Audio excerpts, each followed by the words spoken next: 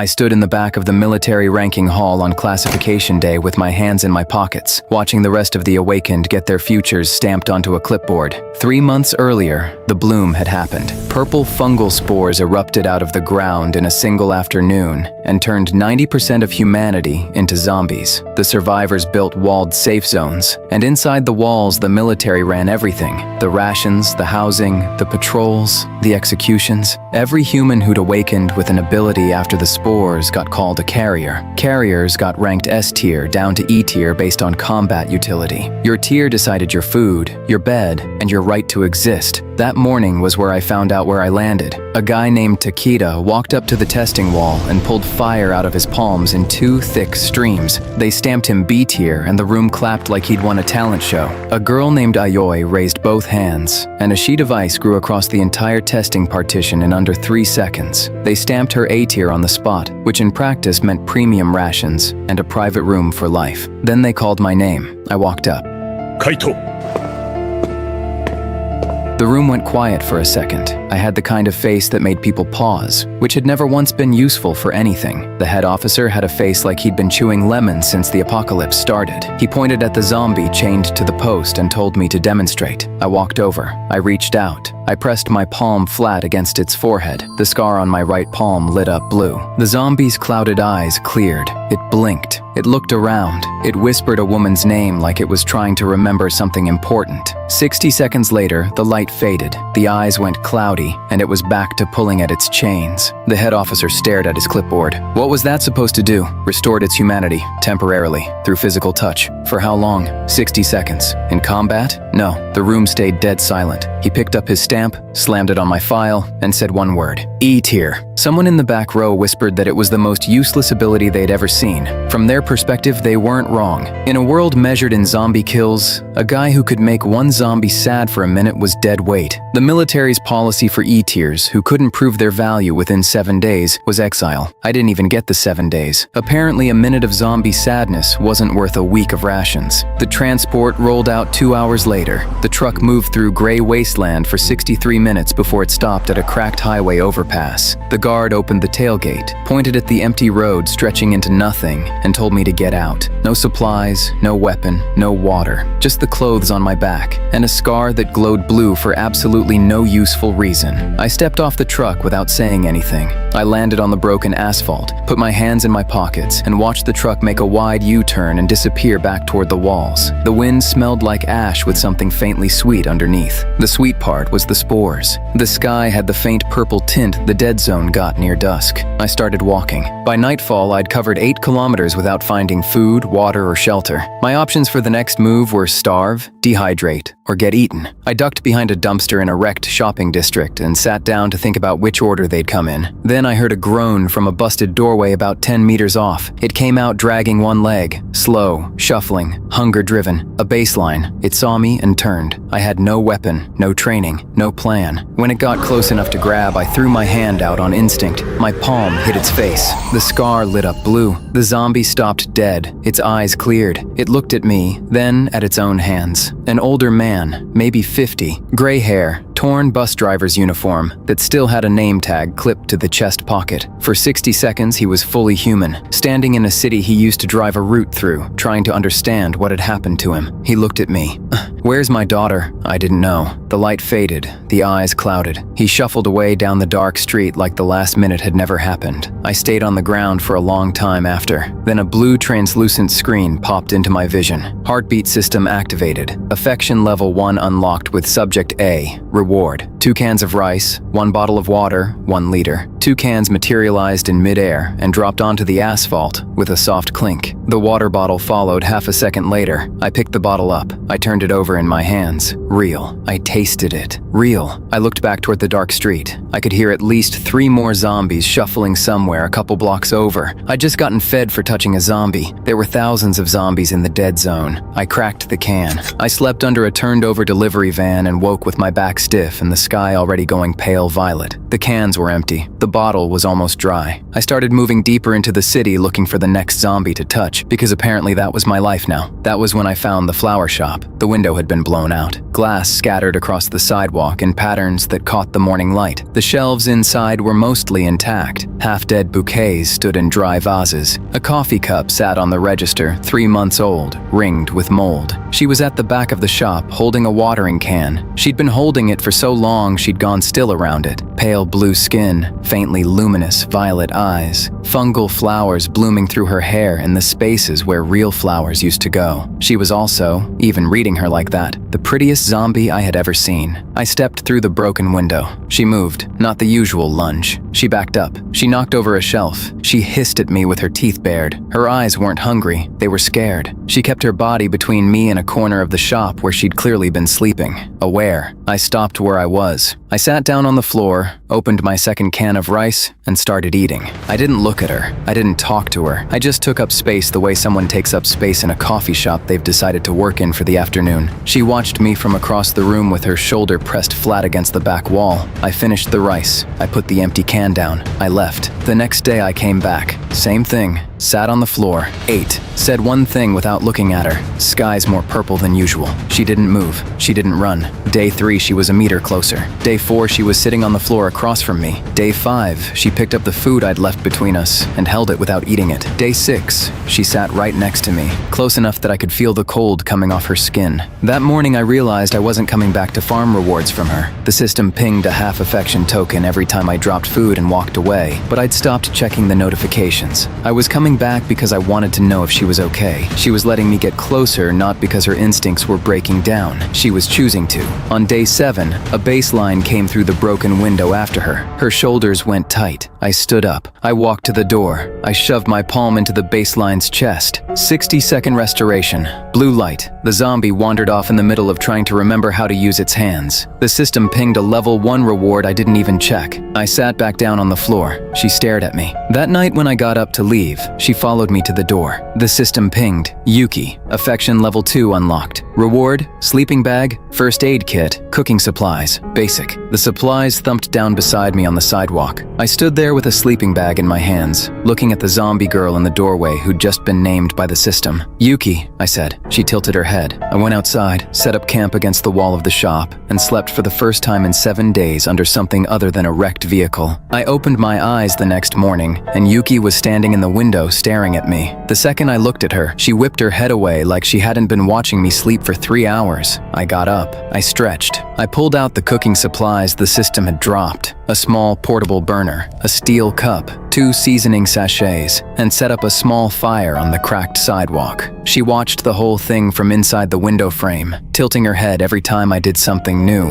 like a cat that had never seen a can opener before. We fell into a routine over the next 10 days that looked insane from the outside, but made sense if you were inside it. Every morning I cooked rice in front of the shop while she watched. Every morning I came inside, sat on the floor and talked, not about anything important. The weather, a weird-looking building 3 blocks east, how the rice tasted slightly better with the system's clean water than it did with the rainwater I was boiling out of the rooftop barrels. She never responded, but she was listening. Day 9, she sat down on her own for the first time. Day 10, she picked up a fallen flower from the floor and put it back on the shelf. Day 11, I caught her cross-legged in the same position as me, mirroring my hand on her own knee. While she stayed at the shop, I worked the surrounding blocks. The system rewarded each affection level 1 contact with a basic supply drop, usually a meal's worth of canned food and a half-liter of water, sometimes a bandage roll, occasionally something more useful like a flashlight. My process was simple. Walk up, touch, wait 60 seconds, collect, move. The 60-second windows were brutal. A middle-aged woman in a nurse's uniform grabbed my wrist when she came back, looked me dead in the eyes and said, "Tell my son I'm sorry," before the light faded. I wrote his name down on a torn page from her uniform pocket. I had no way of contacting anyone in the safe zone. A teenage kid in a school uniform started crying the second his eyes cleared and kept saying, "I don't want to go back," until the timer ran out and he went silent. A man in a stained chef's coat. I noted the apron, no idea then it would matter. Came back asking what had happened to his restaurant. I logged each one. I came back to the shop with a full backpack. When I got back, Yuki took one sniff of the air, turned her body fully to the wall, and gave me the silent treatment, which was an impressive thing to pull off when you were already silent. I put food between us. She ignored it. I pulled a small purple wildflower out of my jacket. I'd picked it on the way back without thinking about why, and set it next to the rice. She looked at the flower. She looked at me. She tucked it into her hair next to the fungal ones, turned back around, and gave me a look that translated to "forgiven, but I'm watching you."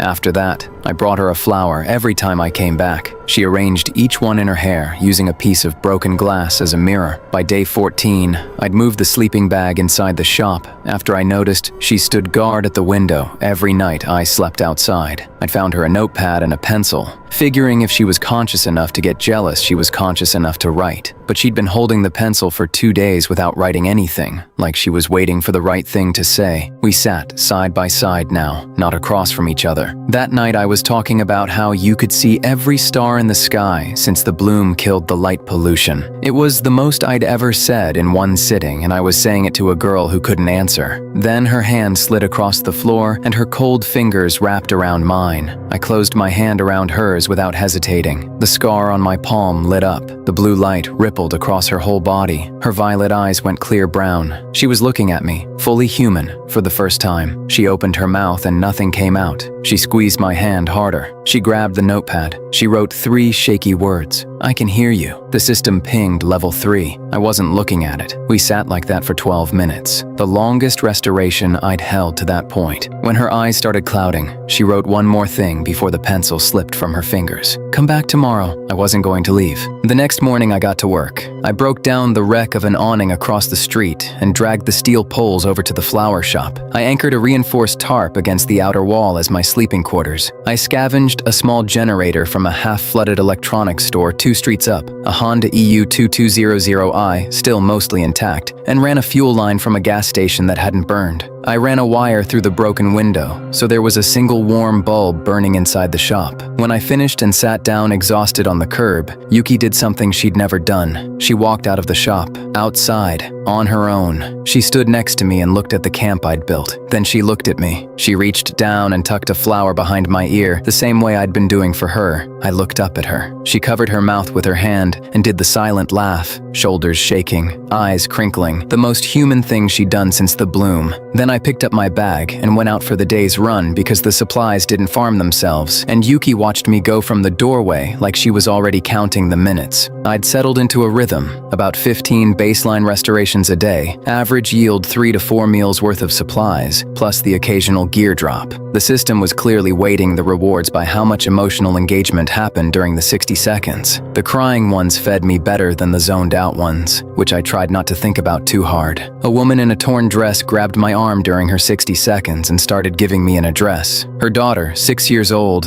last known location please. She got through half the street name before the timer ran out, and her hand went limp. An old man in a janitor's uniform looked at the sky during his 60 seconds, said, "Oh, it's still going," like he'd just woken up from a nap, asked if his wife had made it. I didn't know. He nodded, said, "She's tough, she probably did." The light left his eyes mid-sentence. A boy who looked about 15 came back and immediately started apologizing to someone who wasn't there, saying, "I'm sorry I didn't come home," over and over until the timer ran out. I was getting fed by giving people 60 seconds of being human in a world that had taken it away from them. The system counted it as a successful interaction. I wasn't sure what I counted it as. I came back to the shop with the bag full. Yuki grabbed my hand before I even sat down. The blue kicked in. Her eyes cleared. She snatched the notepad and wrote with aggressive energy, holding it up. "How many did you touch today?" "About 15. How many were girls?" I thought about it. 8 or 9. She stared at me for 5 long seconds, wrote "too many," and underlined it twice. The next day on the run, a female zombie in a torn waitress uniform came back crying and grabbed my sleeve with both hands, holding on like I was the only real thing in the world, which from her perspective I was. Yuki was watching from around a corner with an expression that could curdle milk. The second the timer ended and the woman let go, Yuki walked over, grabbed my sleeve in the exact same spot the other girl had been holding, and shoved her notepad in my face. "She can find her own human." I read it. I looked at Yuki. I pulled a flower flower out of my bag and tucked it behind her ear. Her glare held for 2 seconds before it cracked. She turned away so I couldn't see her face. She didn't let go of my sleeve for the entire walk back. That evening, we sat together for 30 minutes, our longest restoration to date, and she filled 3 full pages. Most of it was small. I think my favorite color is blue. The generator sounds like a cat purring. You smell like outside, which I don't like. Then she got quiet and wrote slower. I don't remember my name. You call me Yuki. Is that what I was before? I told her I didn't know. The system had tagged her Yuki when I started bonding with her. That was all I had. She thought about it, tapping the pencil against the pad. Then she wrote, I like it. It sounds like snow. Snow is clean. She wrote one more line before the restoration faded. I don't remember who I was, but I know who I am now. I'm the girl in the flower shop who waits for you to come back. Her hand went slack in mine. I took the pencil from her fingers. I put the notepad in her lap so it'd be ready for tomorrow. I sat next to her in the dark for a long time. I woke on day 20 to groaning. Not the one zombie shuffling past kind. The deep, layered, dozens moving together kind. A horde. I got up and looked through the broken window. At least 30 baselines were coming down the commercial street toward the shop in a loose pack, bumping into cars and walls and each other. Yuki was already standing behind me, fully alert in her aware state, gripping my sleeve and pulling me toward the back of the shop. The back of the shop wasn't a plan. The horde was already too close and the front wall was a giant broken window. I walked outside. I touched the first one I reached, palm to the face. Blue light. 60 seconds. It froze and the two behind it stumbled around its stopped body. I touched another, each freezing mid-step as the light hit it, building a wall of confused, blinking, temporarily human people between me and the rest of the horde. The system was pinging rewards so fast the notifications were stacking on top of each other.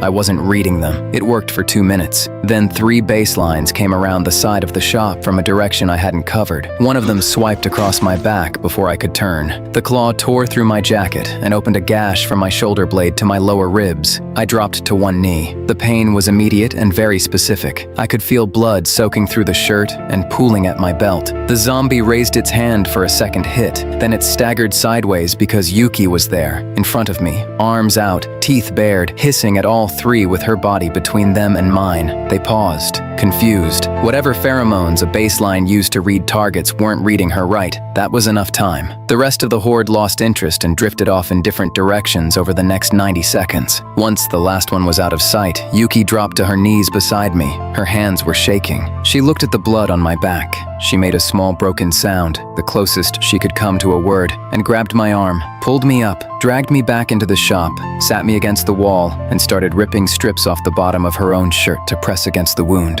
Her fingers were cold against my skin and she was working fast and frantic, tying the strips tight around my torso with clumsy, desperate hands. She was crying, no sound. She couldn't make sound, but tears were running down her pale blue cheeks and dripping off her jaw, and she kept wiping them with the back of her wrist and going right back to bandaging, like if she stopped moving, she'd fall apart. I reached out and took her hand. The blue light pulsed. Her eyes cleared instantly, both brown. She looked at me with full awareness while tears were still running down her now warm cheeks. She opened her mouth. Nothing came out. The frustration mixed with the fear and the relief, and she just broke. She wrapped her arms around me, careful of the wound, buried her face in my neck, and held on with her whole body shaking. I hesitated for half a second, then I held her back. She was warm now. I could feel her silent crying against my shoulder. My blood was soaking through the makeshift bandages. The shop was quiet except for the sound of my breathing and the small, hitched, ragged ones she was trying not to make. We stayed like that for a long time. The system pinged. Yuki, affection level 4, unlocked. Reward, shelter module, motorcycle, rare antifungal medicine. A prefab shelter module materialized 20 meters from the shop in a shimmer of blue. A motorcycle appeared next to it. A Yamaha XT250, dual sport, full tank. A case of medicine landed beside the bike that I was definitely going to need. Neither of us looked at the rewards. Neither of us let go yet. When the restoration timer finally ran out, almost 40 minutes, the longest yet, her eyes clouded back and her grip slowly loosened. She didn't pull away. She stayed pressed against my side, cold again, quiet again, close. I sat against the wall of the flower shop, bleeding, holding a zombie girl who'd just thrown herself between me and a horde because she'd rather be torn apart than watch me get hurt. I'd been been kidding myself for a week. I was already past falling. A voice came from the street. "Hey, is someone alive in there? Because I've been walking 3 days, I'm about to pass out, and if you're a zombie, I'm going to be really disappointed." Loud, raspy, completely human. I turned my head. A guy was standing in the middle of the street, mid-20s, messy brown hair, cracked orange goggles pushed up on his forehead, built like a brawler, swaying on his feet. He squinted at the broken window, took in the picture. Me bleeding against the wall, Yuki pressed under my arm, motorcycle and shelter module sitting outside in matching shimmers, and his face went through 5 different emotions in 2 seconds. "Bro, you're sitting in a flower shop in the middle of the dead zone with the prettiest zombie I've ever seen cuddling up on you like a girlfriend, and you've got a motorcycle and a whole shelter just sitting outside. How is any of this fair?" I looked at him. I looked at Yuki. I looked back at him. There's rice inside. He walked in, sat down across from us on the floor, ate 3 cans of rice without stopping to breathe, and passed out face down on the floorboards. Yuki watched the whole thing from my side and pulled the notepad onto her knee, writing one-handed because she wasn't letting go of my sleeve. "I don't like him." I read it. For the first time since the exile, I smiled. His name was Tetsu Kinoshita, B-tier carrier. Ability called Thermal Sight. Heat signatures through walls up to 200 meters. He'd been exiled out of the same safe zone 3 weeks before me for punching a commanding officer who'd been hoarding antibiotics from civilians. He'd been moving through the dead zone alone since. He fit into my situation the way a brick fits into a fishbowl, loudly, messily, and with zero awareness of personal space. He'd already given Yuki a nickname by the second morning, Snow Princess. She turned her back to him every time he said it, but he was useful. The thermal sight let him spot baselines through walls before they spotted us, which meant no more horde ambushes from blind angles. He took the night watch without being asked. The second morning he woke me up by whispering, 12 of them, moving east. They'll pass us in 11 minutes. Go back to sleep, and went back to his post. I spent the next 3 days healing using the antifungal from the level 4 reward, which doubled as a regenerative for non-fungal wounds, apparently a bonus. And during those 3 days, the hand-holding sessions with Yuki got longer, 40 minutes, then 50, then a full hour with her sitting next to me, fully restored, writing on her notepad, leaning against my shoulder while Tetsu pretended not to watch from across the room. She was filling the notepad faster now. She wrote about things she almost remembered, the smell of something baking, a window with blue curtains, a voice calling her name that she couldn't quite hear. She wrote about things she did know, that my jacket smelled like smoke and rain, that my hands were always warm, that I chewed the left side of my mouth when I was thinking. She was memorizing me in writing. She was afraid she'd forget when the restoration faded. On day 25, during a morning session, she wrote something and held the notepad against her chest for a long time before she showed me. "I don't want to forget you again." I didn't say anything. I looked at her. She was watching my face with those clear brown eyes, waiting for whatever I was going to do with my expression. I let her see it. She reached up and touched my face with her free hand, traced the line of my jaw with warm fingers, and then the timer ran out, and her hand went cold against my cheek, and her eyes clouded, and she was gone again. I couldn't sleep that night. I lay in the sleeping bag, listening to the generator hum, while Tetsu snored in the corner, and Yuki stood by the window in her zombie state, watching the dark, like she always did when the restoration wasn't active. I watched her silhouette against the moonlight, the flowers in her hair, the way she tilted her head slightly to the left like she was listening to something far away. I made a decision. I got up. I walked over to her. She saw me coming and her whole body relaxed. She looked up at my face with one brown eye and one violet, and even half reverted, she was looking at me like I was the only thing in the world that made sense. The system flashed in my vision. Affection, level 5 conditions met. Mutual bond confirmed. Awaiting checkpoint. I wasn't reading it. She rose up on her toes and leaned toward me. Even half reverted, she was choosing this. She was choosing me. I leaned down and closed the distance. The bloom infection cracked off her body the second our lips met. It didn't fade. It shattered. Lines of blue light split across her skin from her lips outward like cracks in a sheet of frosted glass. The fungal flowers in her hair wilted and dropped. Her violet eye bled back to brown. The pale blue of her skin flushed living color until there was nothing left of the zombie she'd been a second earlier. The system went off like a fireworks show. Soul-bound bond established. Yuki, permanent restoration complete. Major reward. Heartbeat house unlocked. Safe zone barrier active. Radius 200 meters. A sound like a deep heartbeat pulsed through the ground. 50 meters from the shop, a house rose out of the earth in a wave of blue light. 2 stories, reinforced walls, real windows, a porch, a front door with a brass knocker, a sloped roof with chimney. A shimmering blue dome expanded out from the house, settled over a 200-meter radius, and every baseline within range stumbled backward as if they'd hit an invisible wall. Tetsu sat up from a dead sleep, saw a whole house in a force field outside the broken window, said, "What the hell did I miss?" and lay back down because his brain wasn't ready. I wasn't looking at the house. I was looking at Yuki standing in front of me with both eyes brown and warm, her fingers touching her own face like she was making sure she was real. She looked up at me. Her voice came out rough and barely there. "You waited for me." She stepped forward and pressed her forehead against my chest. I wrapped my arms around her and held on. Tetsu,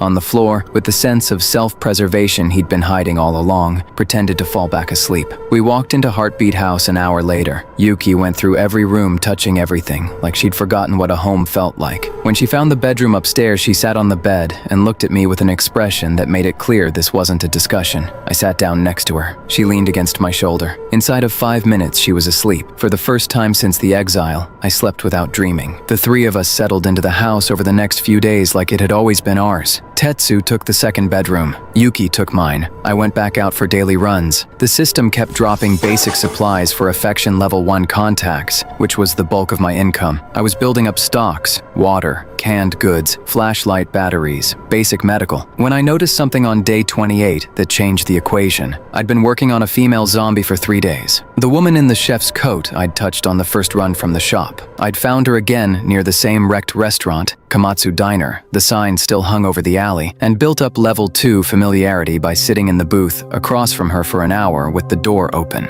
On day 28, I tried something. I started walking. She followed me at about 10 meters. She trailed me all the way back. When we reached Heartbeat House, I held the front door open and stepped aside. She walked through the threshold. She snapped to fully human the instant her feet crossed inside. She didn't reset after 60 seconds. She kept being human. She started crying on the floor of my entryway. Yuki walked downstairs, took in the woman in the stained chef's coat sobbing on the rug, looked at me with an expression that said, "Explain." A system notification floated quietly into my vision. House restoration active. Subject restored to full human status within Heartbeat House barrier. Restoration persists, while subject remains inside the dome. I read it twice. I just figured out the most broken mechanic in the apocalypse. Any zombie I led through the front door stayed human as long as they were inside. No affection level, no timer. The house did the work. The woman's name was Hanako Nishimura. She'd been the head chef at the Komatsu Diner before the bloom. She cried for 15 minutes straight while Yuki sat beside her and held her hand without saying anything, because Yuki knew exactly what coming back from being dead felt like, and she knew there was nothing you could say that helped more than just being there. When Hanako could talk again, she asked 3 questions. How long had she been a zombie? 3 months? Was her family alive? I didn't know. Was there a kitchen? There was. The moment she saw it, she walked in, opened every cabinet, checked the gas, ran the water in the sink and said, "I can work with this," with a voice still shaky from crying, but steady enough to recognize the professional underneath. That night, Hanako cooked the first real meal any of us had eaten since the bloom.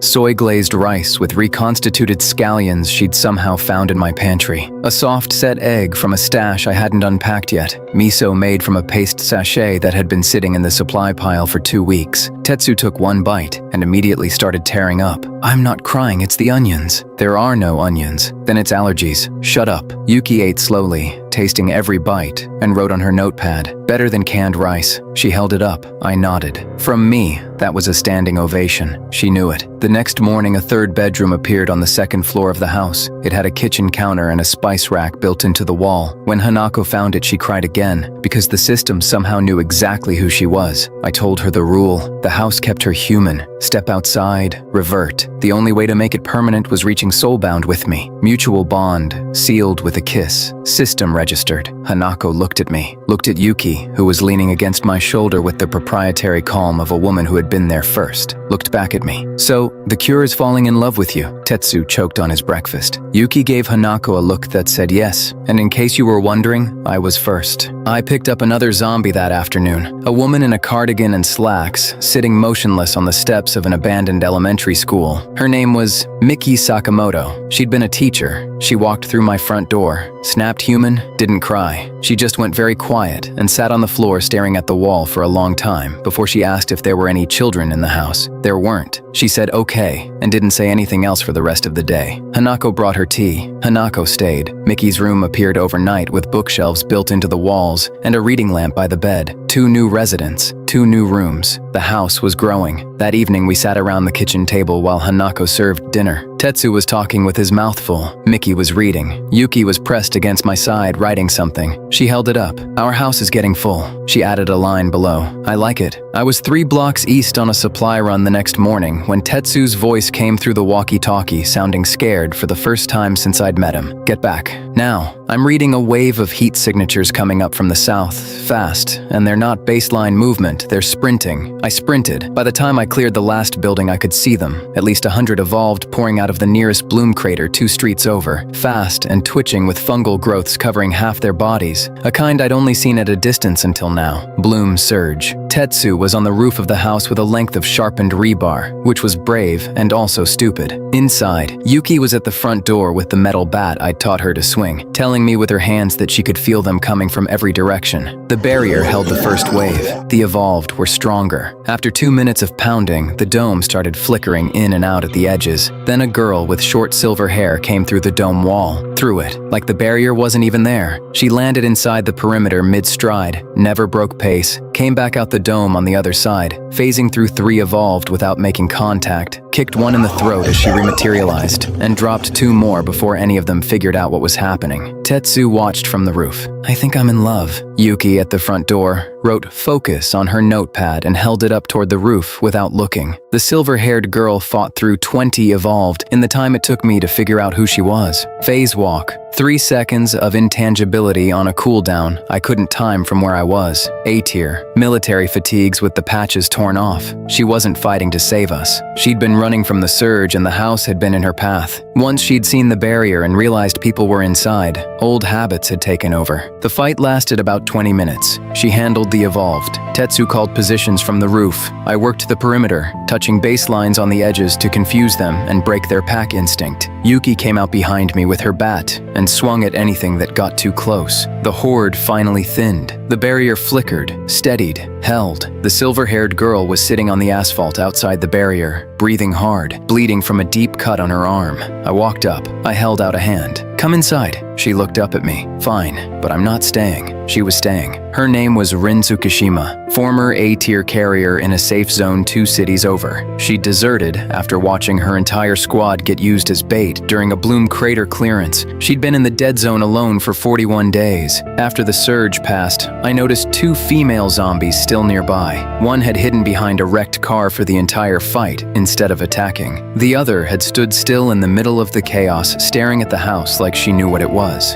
The hiding one was Sora Yamashita, civil engineer. I sat with her for an hour until her shoulders unclenched and walked her home behind me. The first thing she said when she crossed the threshold and snapped human was, "Who built this? The load-bearing wall is wrong." The still one was Nana Watanabe, combat medic, self-defense forces. She didn't react to anything. When I touched her, she came back for 60 seconds and said, "Are there wounded?" in a voice that was still on duty. I built her up to level 2 over 2 visits and led her home. She walked through the door and immediately started checking everyone for injuries, whether they wanted her to or not. Rin wouldn't let her near the cut on her arm. Nana was patient. Nana won. 2 more rooms? Sora's appeared with a drafting table built into the wall and a set of architect's pencils in the drawer. Nana's appeared with a first aid station and a row of medical supplies along one wall. The house was at 6 rooms. That night, everyone sat at the kitchen table eating Hanako's cooking. Rin at the far end, eating with one hand, not talking. Sora sketching the house's floor plan on a napkin and muttering about the kitchen weight distribution. Nana tying Rin's bandage tighter while Rin told her to stop, and Nana ignored her. Yuki leaned against my shoulder and held up the notepad. 6 rooms now, we need a bigger table.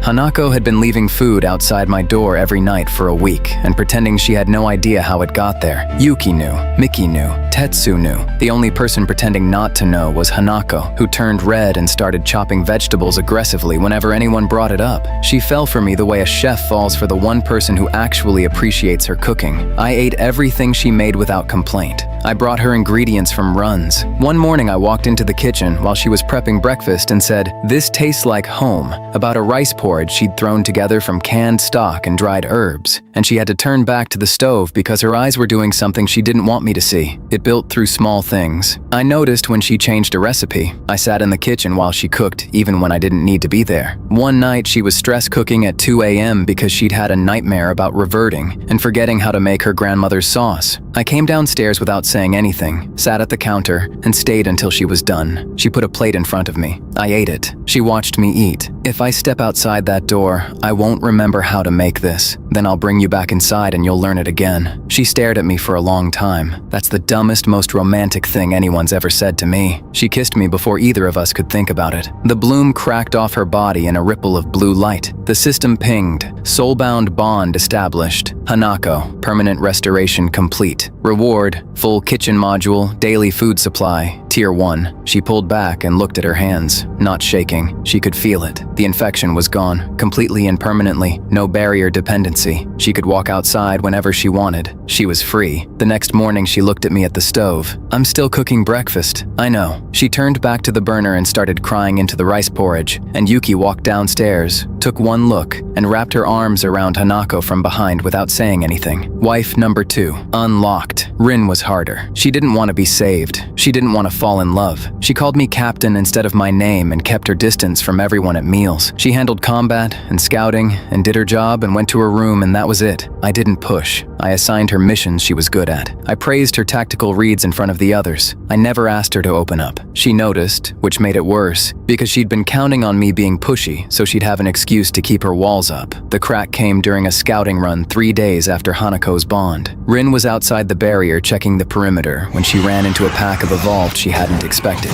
She fought through most of them, but took a hit to the ribs, and her phase walk was on the back end of its cooldown, and for 10 seconds, she was in real trouble. I walked outside the barrier toward the fight. Tetsu yelled from the roof that I had zero combat ability. What was I doing? Get back inside. I kept walking. I reached her. I grabbed her arm and pulled her back toward the barrier while she was yelling at me that I was an idiot. I could have died. What was I thinking? "You were in trouble. I can handle myself." "I know, but you don't have to." She stared at me. She punched my shoulder hard enough to bruise and walked back inside without another word. That night she came to dinner and sat one chair closer to the group than usual. The next morning she called me Kaito instead of captain. Everyone at the table noticed. Nobody said anything because we all knew better. A week later we were on the watchtower at night. I'd been keeping watch, Tetsu's night off, and she'd come up with 2 cups of bad coffee and sat down next to me. She told me about her squad, how the military had used them as bait, how she'd watched them die while she phased through a wall to get clear, how she'd been running ever since and didn't know how to stop. I listened. When she was done, I said one thing: "You stopped here." She looked at me for a long time. Then she kissed me, short and fast and fierce, like she was angry at herself for wanting it. The bloom had never been in her body. She'd been a living carrier the whole time, but the system still registered the bond. Soul-bound, bond established. Rin, permanent bond confirmed. Reward: armory module, war room, daily tactical intel feed. She pulled back. "Don't make a big deal out of this." "Okay." "I mean it." "Okay." She punched my shoulder again, same spot, and went to her room. Yuki was at the bottom of the watchtower with her notepad open. It said one word with 3 underlines. Finally, wife number 3, unlocked. That night, I lay in the bedroom with Yuki curled against my side, looking at the ceiling. 3 soul-bound bonds, a house that kept growing, a team getting stronger every week, a barrier that the military didn't have, an ability the head officer with the lemon face had stamped E tier on a piece of paper. I thought about that officer for a second, and then stopped thinking about him. Yuki traced circles on my chest with her finger. Her voice was rough, but getting clearer every day she stayed restored. Hanako cried into the rice porridge again. Happy crying or sad crying? Happy. She's free now. Good. A pause. Rin punched you. I know. Twice, same shoulder. She pressed closer. I was first, I know. She smiled against my shoulder and went to sleep. I lay awake for a while after, listening to the generator humming in the basement, the wind moving past the dome, Tetsu's snoring from the next room. The barrier shimmered faintly through the window. Somewhere in the dark beyond it, the dead zone was still doing whatever the dead zone did at 3 a.m. Somewhere further out, the safe zone walls were still standing, still rationing, still stamping people. The system pinged once, quiet, affection levels stable. Household, 7. Barrier, holding. Standing reward queue, 3. I closed my hand over Yuki's, the most useless ability in the apocalypse. Sure, I closed my eyes.